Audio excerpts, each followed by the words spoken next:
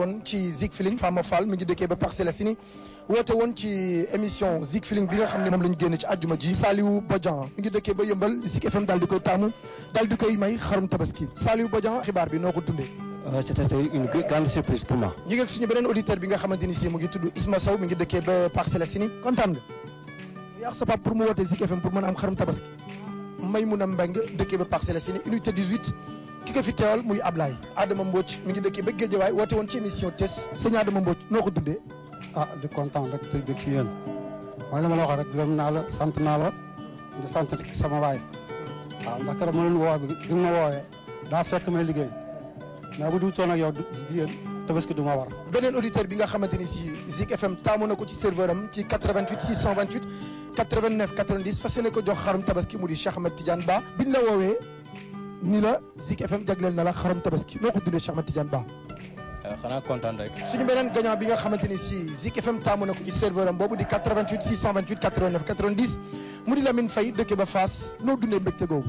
xanaa am mbetteel ak tawféex parce que maa ngi ko jàppe daal comme tawféex mu ngi nekk la nga xam ne si da nga am ité amul lu mu la jaralul nga génn dajeeg moom ci yoon mbaa mu fekk la sa buntu kër. digg boor la ñàkk def li nga digg war la Zik FM première radio urbaine du Sénégal moo ne woon képp koo xam ne woote nga ci serveur am bii di 88 628 89 90 mën nañ laa woo 24 heures sur 24 daal lay jagleel mel na xarum tabaski te mu ngi nii kenn ku ne ci ñoom jot na xarum tabaskiyam te des na li ci kanamay dàq kon continué leen di woote ci 88 628 89 90 24 heures sur 24 su ko defee mën nañ laa taamu ci émission yi daw ci Zik FM daal di lay woo jox la xarum tabaski nga mën cee jaamu yàlla suñu borom.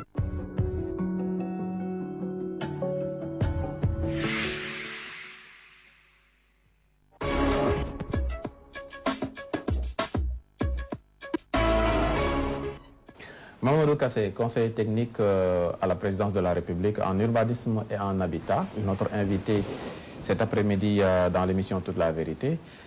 Urbanisme, habitat, oui, que dire au chef de l'État dans ce domaine? Vous savez, je vais un peu commencer par faire de l'histoire. Parce que nous avons de grands atouts, parce que nous avons une grande tradition urbaine au Sénégal. Une grande tradition urbaine, et si l'on prend le cas de Dakar, nous avons non seulement une grande tradition urbaine, mais une grande tradition de planification urbaine. Déjà en 1862, sous Pinet-Laprade, c'est le premier plan directeur urbain de Dakar. Ensuite, il y a eu le plan 14-15 qui concernait Plateau et la Médina. Après, on est arrivé au plan de 1945. Qu'on appelait le plan Guiton-Lambert et Lopez, qui a été révisé en 57 pour intégrer Pikine qui a été créé en 53.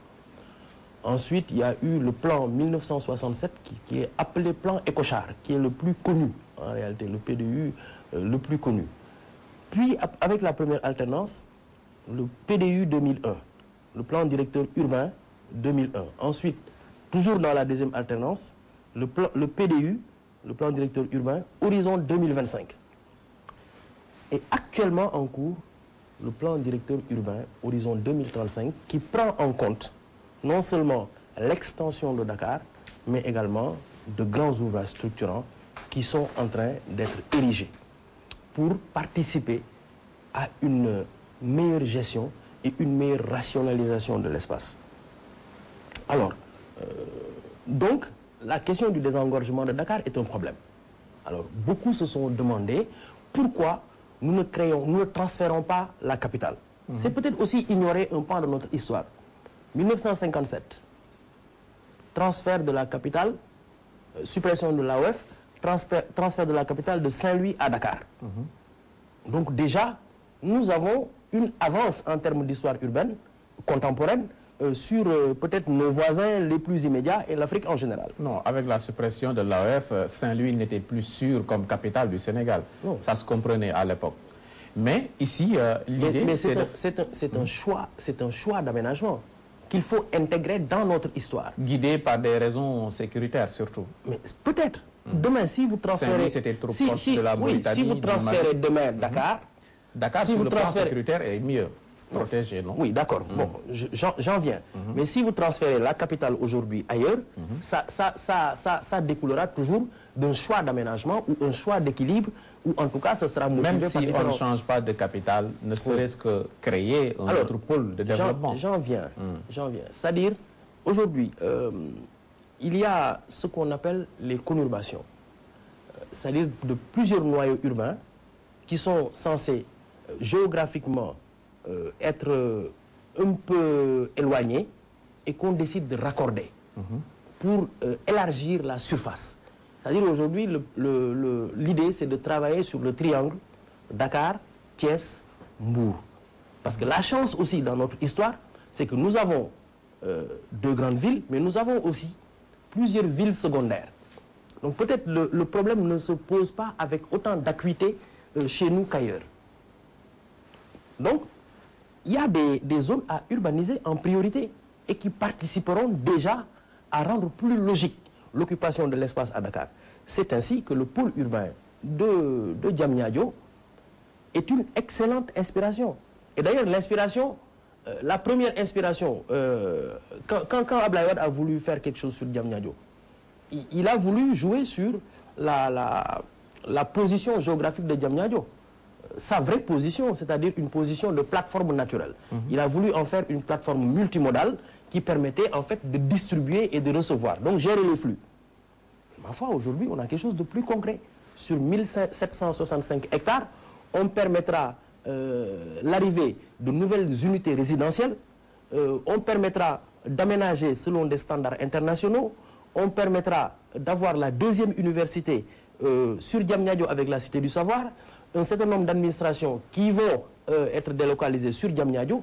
Ça règle quand même le problème de Dakar et ça règle aussi la liaison avec Thiès. Déjà, avec Abdoulaye Wade, il y avait un projet d'habitat similaire au niveau de Lac Rose.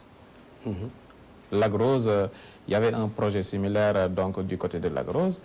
L'université William Ponty était en phase terminale. Il ne restait que les finitions. Donc, qu'est-ce qu'il y a de nouveau par rapport à vous? Mais tout ce que vous me dites aujourd'hui, vous savez, l'État aussi, c'est un peu de continuité. C'est même beaucoup de continuité. Il faut savoir, celui qui n'a pas assuré la bonne continuité de ce qu'on lui a donné, l'améliorer et faire des créations nouvelles, à mon sens, n'est pas un très bon dirigeant. Bon, donc, dans tout ce...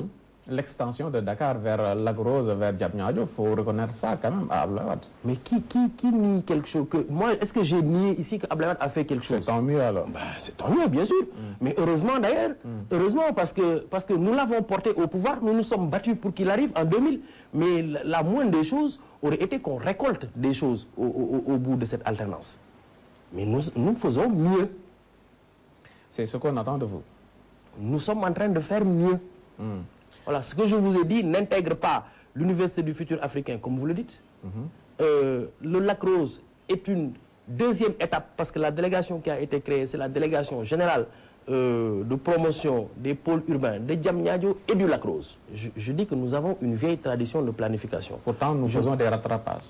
Mais bien sûr, parce qu'il y a des erreurs. Il y a eu des erreurs. Bon, par exemple, admettons l'installation des différents citadins dans la banlieue. Mais c'est suite à des sécheresses difficiles en milieu rural. Donc la pression était très forte parce qu'il y a eu un exode, donc une urbanisation effrénée. Quand les gens sont arrivés sur Dakar, la zone de Tchourour, Warouaï, Mbobes et autres, c'est naturellement des lacs qui s'interconnectaient. Mais comme on avait vécu une longue période de sécheresse, bien entendu, les lacs étaient asséchés. Donc les gens ont remblayé et ils ont habité dans des zones d'eau. Donc il n'y a pas d'autre solution pour certaines zones que de faire quitter les personnes et de requalifier les zones. D'ailleurs, c'est une grande inspiration du président de la République qui a pris les choses à bras le corps et avec beaucoup de courage politique en se disant qu'il faut trouver des solutions. Oui, sur le plan de l'habitat, beaucoup n'ont pas compris la cité de l'émergence ici en plein Dakar. Pourquoi? Dakar qui est déjà encombré. Qu'est-ce que vous voulez à travers ce projet? D'abord l'endroit symbolique, souvent d'une rampe de lancement, parce que deux garages pompiers on partait partout. On rejoignait l'intérieur du pays à souhait. Aujourd'hui, on est parti dans quelque chose de plus moderne. La gare des Beaux Maraîchers. Donc, l'espace se libère. Qu'est-ce qu'il faut en faire? J'estime que ce projet, non seulement est une bonne preuve de coopération sud-sud, de partenariat public-privé et en plus de projets émergents. C'est-à-dire, j'y vois, moi, une idée de promouvoir peut-être un autre mode d'habiter. Parce que est-ce que nous devons rester, tout à l'heure on parlait du Tchéboudian, mais est-ce que nous devons rester aujourd'hui dans les mêmes modes d'habiter? Est-ce que l'habitation en hauteur ne doit pas être l'habitation de l'avenir, en tout cas dans l'espace urbain intramuros, plus qu'il ne l'est déjà? Est-ce que nous ne devons pas nous adapter aux nouvelles formes d'habiter? Toutes ces questions peuvent trouver leur réponse dans ce projet. En Chine, on peut comprendre qu'on puisse habiter de la sorte, en hauteur, parce qu'il y a beaucoup de Chinois et très peu de terre à leur disposition. Mais au Sénégal, il y a de l'espace. Oui, mais en même temps, la famille sénégalaise en tant que telle même, elle a changé. Aujourd'hui, il y a plus de familles nucléaires que de très grandes familles où on prend en compte 12 enfants, 13 enfants ou 14 enfants. Bon, on est en milieu urbain. Aujourd'hui, on est au 21e siècle. Je pense qu'il y a des choses qui peuvent bouger, qui sont en train de bouger. Et c'est là où je suis d'accord avec l'Ordre des architectes et leur implication dans les grands projets structurants. On avait démarré une discussion avec l'ancien président de l'Ordre des architectes, Ouagui Diop, et après avec mon frère Fodé, parce qu'ils ont transmis au président de la République un document fort intéressant, un carnet d'esquisses qui s'appelle « Le droit à l'architecture pour tous ». Et ça pose les vraies questions aujourd'hui, parce que l'Ordre est un partenaire de l'État. Vous les amadouez là? Non, je ne les amadoue pas. Parce que, vous savez, nous, on est ensemble. Parce que quand je prends la commission d'agrément des promoteurs immobiliers privés, le président avait donné instruction pour qu'on crée cette commission pour effectivement voir agréer des promoteurs qui voulaient accéder à des terres pour des programmes de logement. Le président est ouvert à ce que... 17 tours, vous nous dites? Oui. Oui, c'est dédié à l'habitation. Oui, ce sera pour les riches, hein, ces apparts. Ça, c'est vous qui le dites. Vous dites quoi?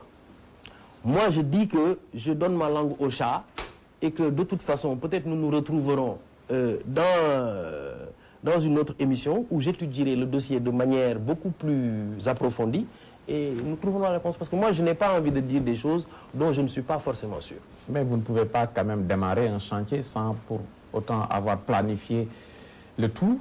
Le coût de l'investissement est connu, 21 milliards. Moi, je ne connais pas le coût des appartements. Et la destination? La destination, en tout cas, c'est une cité qui dénote de la volonté d'émerger. Par exemple, si vous érigez ces 17 tours au niveau de Colobane, et les espaces verts, dans tout ça, vous savez, il n'y aura pas de terrain de jeu, par exemple, pour les enfants qui vont habiter la zone?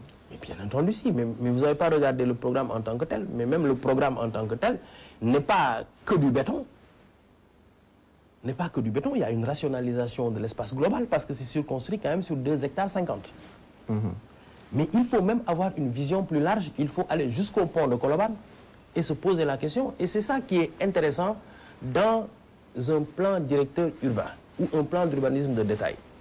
C'est-à-dire que la vocation des espaces obéit à un zoning qui permet de savoir aujourd'hui que telle zone n'est pas habitable pour telle et telle contrainte, que telle zone est habitable, que telle zone est une zone à urbaniser en priorité et que tels espaces sont réservés aux équipements publics ou aires de jeu ou autres.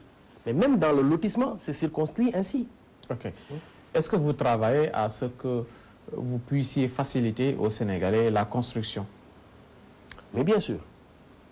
Aujourd'hui, déjà, il y a un gros problème qui a été réglé. Il y avait la dématérialisation des procédures pour l'autorisation de construire et de lotir. Parce que... Ça, c'est sur le plan administratif. Oui. Je parle concrètement du côté financier. Oui. est-ce qu'il est moins cher aujourd'hui de construire